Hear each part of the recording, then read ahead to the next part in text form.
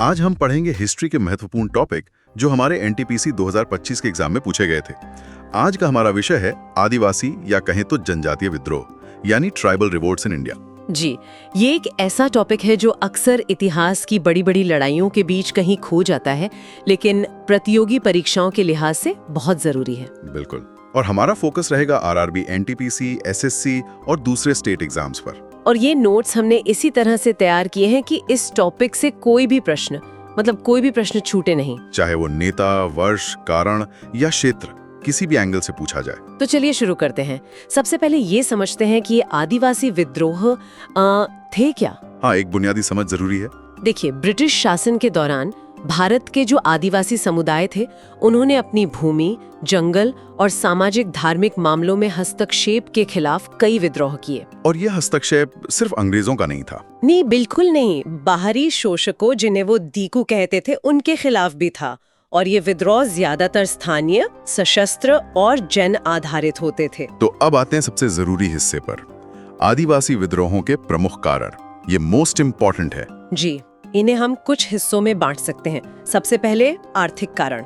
आर्थिक कारण मतलब पैसों से जुड़े हुए? हाँ, जैसे जमींदारी प्रथा का आना, फिर साहूकारों द्वारा भयंकर शोषण, हाँ। और लगान की बहुत ही कठोर वसूली। ठीक है, ये तो हुए आर्थिक कारण। और प्रशासनिक कारणों में सबसे बड़ा था वन कानून, यानी फॉरेस्ट एक्ट्स, जिनसे आदिवासियों के जंगल पर अधिकार छीन लिए गए। बिल्कुल, उनके पारंपरिक भूमि अधिकारों को समाप्त कर दिया गया और पुलिस व अदालतों का हस्तक्षेप बहुत बढ़ गया, जो अक्सर बाहरी लोगों का ही साथ देते थे। और सामाजिक कारण भी थे। हाँ, सामाजिक कारण भी थे, जैसे ईसाई मिशनरियों द्वारा धर्मांतरण की कोशिशें और उन पर अंग्रेजी कानूनों का थोपा जाना, जो उनकी परंपराओं से बिल्कुल अलग थे। आपने एक शब्द का जिक्र किया था, दीकू। इसकी भूमिका पर थोड़ा और प्रकाश डालें, ये परीक्षाओं में बहुत पूछा जाता है। हाँ, ये स्टार वाला पॉइंट है। दीकू का मतलब है बाहरी शोषक। बाहरी शोषक में कौन कौन शामिल थे? इसमें जमींदार, साहूकार, व्यापारी और हाँ, अंग्रेज अधिकारी भी शामिल थे। ये शब्द परीक्षा में बार बार पूछा गया है, इसे जरूर याद रखें। चलिए, अब कुछ प्रमुख आदिवासी विद्रोहों पर गहराई से बात करते हैं। जी, अब आते हैं डेप्थ नोट्स पर। सबसे पहले बात करते हैं संथाल विद्रोह की, संथाल रिबेलियन। ये बहुत ही महत्वपूर्ण विद्रोह है। इसका वर्ष था 1855-56, मतलब 1857 की क्रांति से ठीक पहले। जी हाँ, बिल्कुल। इसका क्षेत्र था राजमहल की पहाड़ियाँ, जो आज के झारखंड और बिहार में पड़ता है। और इसके नेता 4 भाई थे, सिद्धू, कान्हू, चांद और भैरव। और कारण तो हो ही रहे होंगे, साहूकारों का शोषण, जमींदारी। हाँ, बिल्कुल, साहूकारों का शोषण, जमींदारी व्यवस्था और पुलिस अदालत का अत्याचार। इस विद्रोह का कोई विशेष तथ्य जो याद रखना जरूरी है? जी, 2 बातें। एक तो इस विद्रोह के बाद संथाल परगना का गठन किया गया, और दूसरा, जैसा आपने कहा, ये 1857 के विद्रोह से ठीक पहले हुआ था। ठीक है, अब अगले विद्रोह पर चलते हैं। अगला है मुंडा विद्रोह, जिसे उलगुलान भी कहा जाता है। उलगुलान यानी महान हलचल। बिल्कुल। इसका समय था 1899-1900 और क्षेत्र था छोटा नागपुर, झारखंड। और इसके नेता तो हम सब जानते हैं, बिरसा मुंडा। ये नाम बहुत महत्वपूर्ण है। जी, उनका एक नारा भी था, अबुआ राज इते जाना, महारानी राज टुंडू जाना। इस विद्रोह के पीछे क्या खास कारण थे? इसका एक मुख्य कारण था खूट कट्टी भूमि व्यवस्था का अंत। ये उनकी पारंपरिक सामूहिक खेती की व्यवस्था थी। दूसरा कारण मिशनरियों का बढ़ता प्रभाव भी था। और इसका परिणाम क्या निकला? इसका सबसे बड़ा परिणाम था छोटा नागपुर काश्तकारी अधिनियम 1908 का पास होना। ये एक बहुत बड़ी उपलब्धि थी। ठीक है, अब बात करते हैं भील विद्रोह की, भील रिबेलियन। भील विद्रोह 1818 से 1831 तक चला। काफी लंबा चला ये तो। हाँ, इसका क्षेत्र था पश्चिमी भारत, मतलब राजस्थान, गुजरात और महाराष्ट्र के इलाके। और इसके नेता कौन थे? सेवालाल, काजी सिंह और भीमा नायक। इसका कारण क्या था? मराठों के पतन के बाद जब अंग्रेजों ने हस्तक्षेप करना शुरू किया और उनके जंगल और भूमि के अधिकार छीने, तब ये विद्रोह भड़का। अब बात करते हैं कोल विद्रोह की। कोल रिबेलियन। अच्छा, ये भी छोटा नागपुर में ही हुआ था। जी हाँ, 1931-33 में छोटा नागपुर क्षेत्र में। इसमें कोल, हो, मुंडा और उरांव जनजातियां शामिल थीं। और कारण वही था, जमींदारों और महाजनों का शोषण। अब एक और विद्रोह, चुआर विद्रोह, हाँ, चुआर रिबेलियन, ये काफी पहले शुरू हो गया था। 1766 से 1799 तक चला। और इसका क्षेत्र? इसका क्षेत्र था जंगल महल, यानी आज का पश्चिम बंगाल।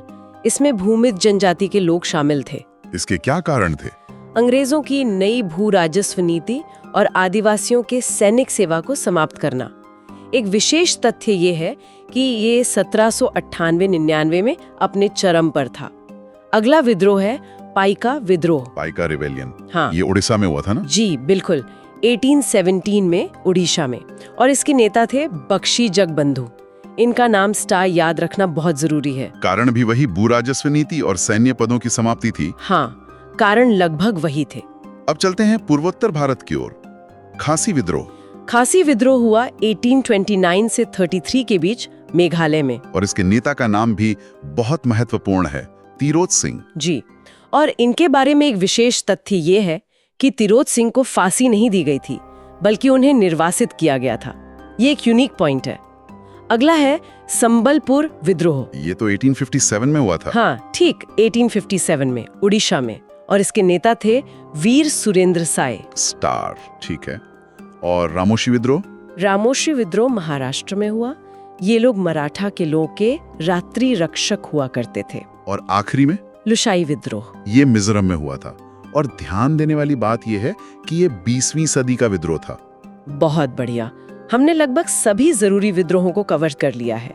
अब उस सेक्शन पर आते हैं जिसका परीक्षार्थियों को इंतजार रहता है, PYQ ट्रैप्स या एग्जाम अलर्ट। हाँ, ये जानना बहुत जरूरी है कि परीक्षक कहाँ फंसाने की कोशिश करता है। तो पहला ट्रैप क्या है? सबसे कॉमन ट्रैप है नेता और विद्रोह का गलत मिलान। मैच द फॉलोइंग में अक्सर गलती होती है। दूसरा ट्रैप है समय को लेकर, जैसे कौन सा विद्रोह 1857 के दौरान नहीं हुआ। तीसरा ट्रैप वो तिरोत सिंह वाला है कि किसे फांसी नहीं दी गई। बिल्कुल। और चौथा ये कि किस विद्रोह का मुख्य कारण वन कानून था। ऐसे विशिष्ट कारणों पर भी सवाल बनते हैं। तो इन सब चीजों को जल्दी से याद रखने के लिए अब बात करते हैं कुछ वन लाइनर्स की। एक लाइन में याद रखने योग्य फैक्ट्स। पहला, सशस्त्र आदिवासी विद्रोह 1784, उलगुलान, बिरसा मुंडा, दीकू, बाहरी शोषक, जंगल महल, चुआर विद्रोह। शानदार।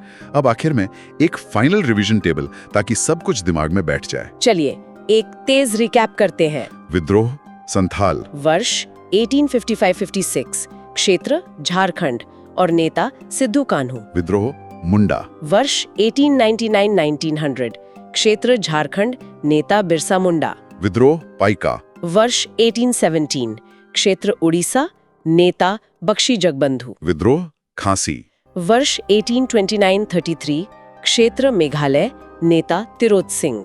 और आखिर में विद्रोह भील, वर्ष 1818, क्षेत्र पश्चिम भारत, नेता सेवालाल। बहुत खूब। मुझे लगता है अब इस टॉपिक से कोई भी सवाल आएगा तो हमारे श्रोता उसे हल कर लेंगे। आज की इस विस्तृत चर्चा में हमने आदिवासी विद्रोहों से जुड़े लगभग हर महत्वपूर्ण तथ्य को कवर किया है। और जाते जाते हमारे श्रोताओं के लिए एक सवाल भी है। ये सभी विद्रोह अपने अपने क्षेत्रों में शक्तिशाली तो थे, पर ये विचार करने योग्य बात है कि क्या इन सभी बिखरे हुए विद्रोहों के बीच कोई ऐसा साझा सूत्र था जो इन्हें एक बड़े राष्ट्रीय आंदोलन का रूप दे सकता था?